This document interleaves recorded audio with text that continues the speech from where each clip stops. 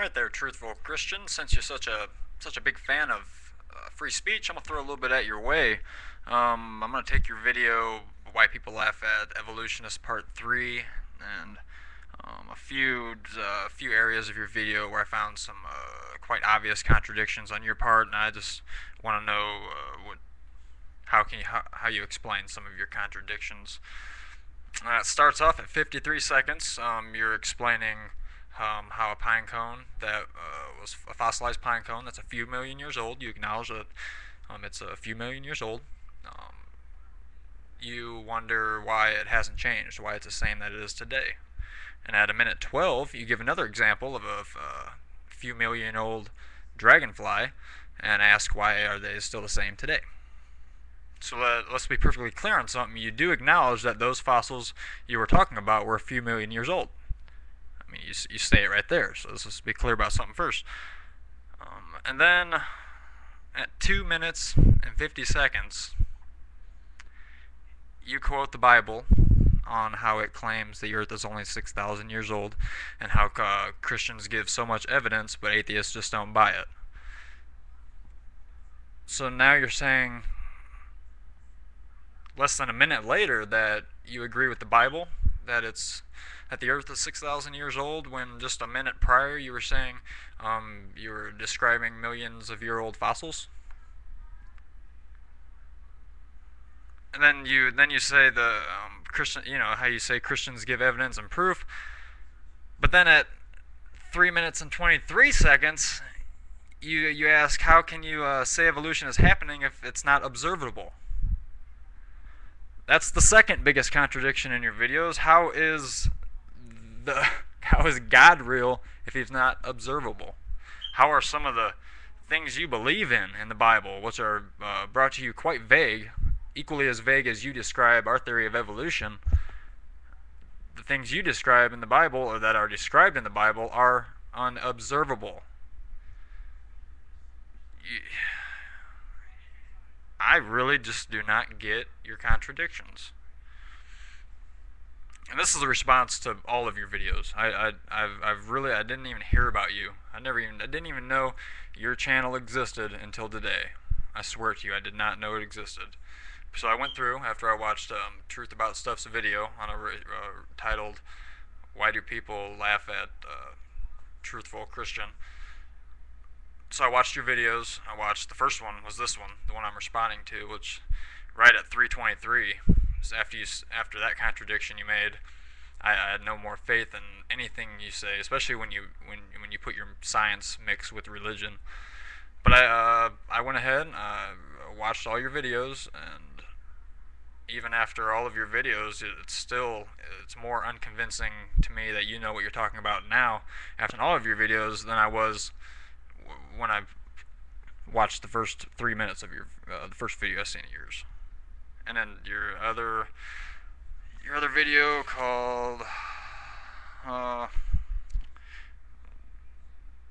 abiogenesis. Watch that and your 5 facts on abiogenesis.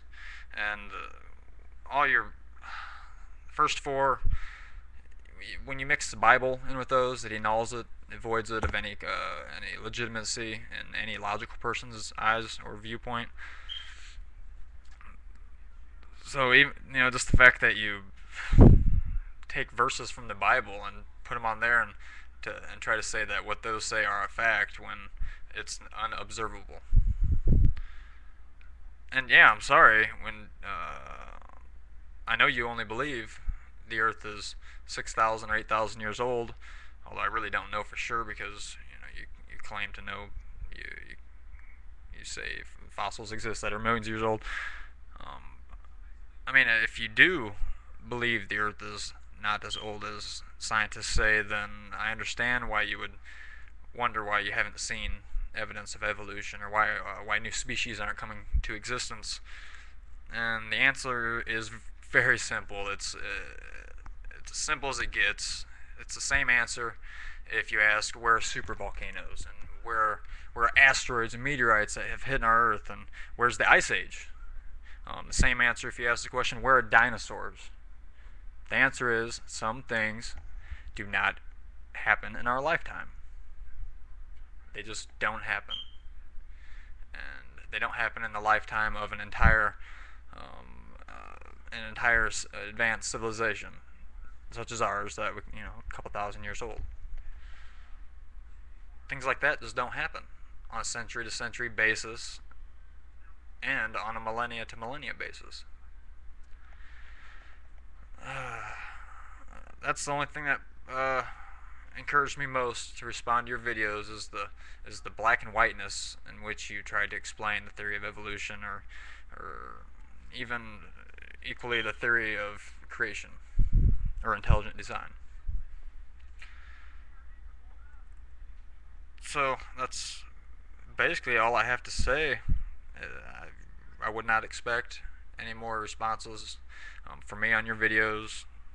I typically don't like to argue with religious folks simply because it's quite difficult to have any type of a rational debate or argument with someone who carries a blind faith in something, and someone who absurdly mixes science and religion, unfathomably mixes science and religion, and unreasonably mixes science and religion like you do. It's not. I mean, some things in your videos have literally made my head want to explode. And I would wonder and ponder and try to imagine how someone claims atheists to be closed-minded is so closed-minded himself, and brings up contradictions in his videos where 1 minute he agrees that things are millions of years old, and then a minute later goes with what the Bible says. And if you're a Christian, that's fine. I don't go against anyone's religion or their beliefs or how they live their life or what they do for a living or their political stand. But it's when you claim for something to be a fact when in fact it's not proven to be what you say it is. There's your argument right there. It's unobservable. So, to close on this little vid, my 2 cents to you is take the advice of others when you're told do not mix science with religion. Truth About Stuff hit it nail on the fucking head when he told you that there are religious scientists and there are scientists who are religious. There's a fine line there, and the fashion and the demeanor that you mix the two is going to be intolerable here on YouTube, and you're going to hear it from many of us, many people from all walks of life. Look at your page. Like I said, I've never heard of you before today. Just going to your page and looking over your videos, and you do get a lot of views, but your ratings are horrible. Your comments are not pro your ideals, and that says a lot. That says a lot to a person that, on a first impression, that just known of your existence this very day. And just seeing that and seeing kind of how you come across to people and what other people think of you, it's pretty obvious. You get on here on YouTube and you're like, man, Thunderfoot's doing it with his atheism movement, and he gets a lot of subscribers, and he probably maybe even makes money at it. So you come on here and you don't show your face, and you make videos where you try to sound more educated than you are, when you don't even know something as simple as the bridge between organic molecule and DNA. It's RNA. You ask, which came first, DNA or protein? Well, it's RNA. That's before everything. Alright, that's 8th grade science. I apologize if you were homeschooled or your school just didn't teach you, or you missed that week of school and you weren't taught it, but that's basic 8th grade science. Simple things like that are the evidence that we have to prove theory on creation or intelligent design. That's our evidence. Bring something better than a mix of science, religious, your opinion. If I had a nickel for every time you said I or me in your videos, I wouldn't even be wasting my time on here. I'd be on vacation. So, that's it. Don't mix the two. Take others' advice when they tell you not to.